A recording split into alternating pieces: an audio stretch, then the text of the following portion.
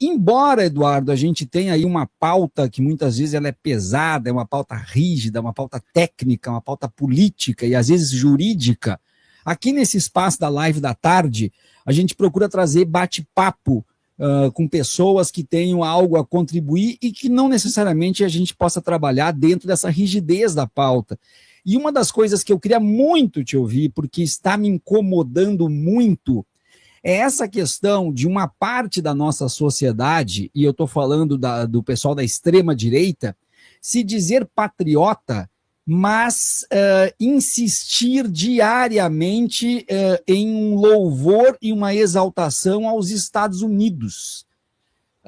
Essa questão, como é que a gente pode explicar uma parte tão grande da população que tem verdadeira adoração aos States e que recorre aos States em todos os momentos? Hoje, por exemplo, a gente tem várias postagens da família Bolsonaro, dos filhos do Bolsonaro, falando do Trump, falando dos Estados Unidos, falando que o Alexandre de Moraes vai ser processado pelos Estados Unidos, etc, etc. A primeira coisa que eles recorrem quando há uma condenação no campo deles é aos Estados Unidos, correm para os Estados Unidos, vão fazer discurso na frente da Casa Branca, vão fazer discurso na frente até do Pentágono, se for possível.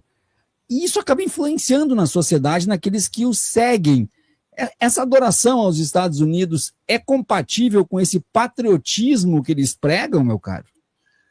Olha, velho, eu estava no exército ainda, quando eu comecei a achar que patriota rima com idiota.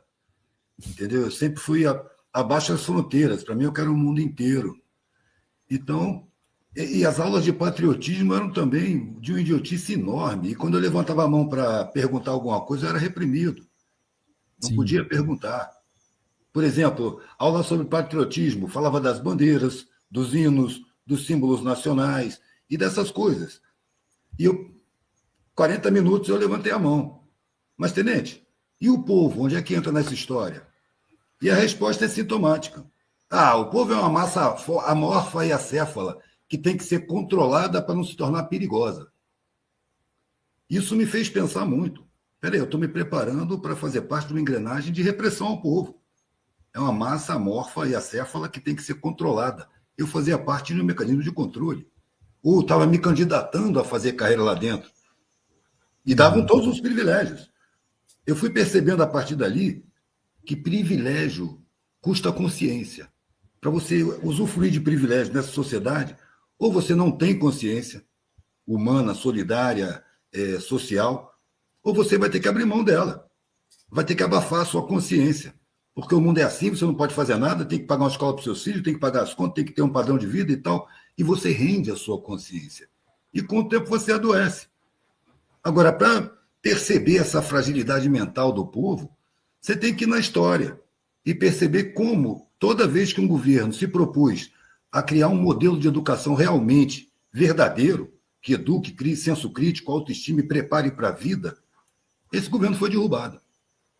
Todas as vezes. É mantido um modelo de educação de mercado para mercado, onde você não questiona a estrutura da sociedade. E esse modelo vigora até hoje. Isso sem falar na educação pública, que não tem intenção de instruir o povo em nenhum sentido, tem intenção de criar mão de obra barata. Sim. E, afinal de contas, o trabalho mais imprescindível da sociedade, sem o qual nada funciona, é o trabalho braçal. Eu acho que esse foi um dos motivos que pararam de me chamar para falar em universidade. Porque eu apontava que os mais importantes são os de baixo, que se não fosse os de baixo, a universidade nem existiria, e apontava na indução aos acadêmicos de uma superioridade pessoal, humana. Criou-se um sentimento que separa essa galera, tão necessária para expandir o conhecimento para a maioria, separa eles da maioria. Eles falam uma língua que não se entende na periferia. Desaprenderam. Inclusive, se cobra lá dentro. Eu tive o desprazer de ver muitos amigos periféricos que entraram na universidade e mudaram de linguajar. Ou seja, eles têm que se adequar para não serem discriminados lá dentro. Então, eu acho que isso é intencional, isso não é casual. Isso é intencional. A elite banqueira, ela se baseia em várias subelites. A elite industrial, a elite acadêmica, a elite militar, a elite jurídica, as elites em geral, que, na verdade, são classe média alta. Estão muito mais próximos dos pobres do que dos donos do sistema. mas se sentem mais próximos dos donos do sistema. E também tem que se considerar a influência de Hollywood, da cultura em geral, que foi imposta aqui dentro do Brasil pelos dominantes. A Globo foi construída pela Time Life, como fiel protetora e divulgadora do golpe como a volta para a democracia. Ganhou a Rede Globo de televisão. Então, eles entraram nos corações e mentes e criaram uma mentalidade onde a gente está subalterno. Olha o Walt Disney, por exemplo. Ele criou personagens. O personagem brasileiro Zé Carioca é um caloteiro, preguiçoso, não gosta de trabalhar, vive perseguido pelos cobradores. Esse é o estereótipo do brasileiro, que está inculcado, inclusive, na mente de muitos brasileiros, que não tem como se defender criticamente dessas induções, porque não tem uma escola que se volte para isso. A gente não tem uma matéria de interpretação de mídia, de entendimento da publicidade, para que as pessoas possam entender como são manipuladas. Isso não pode. Isso não pode.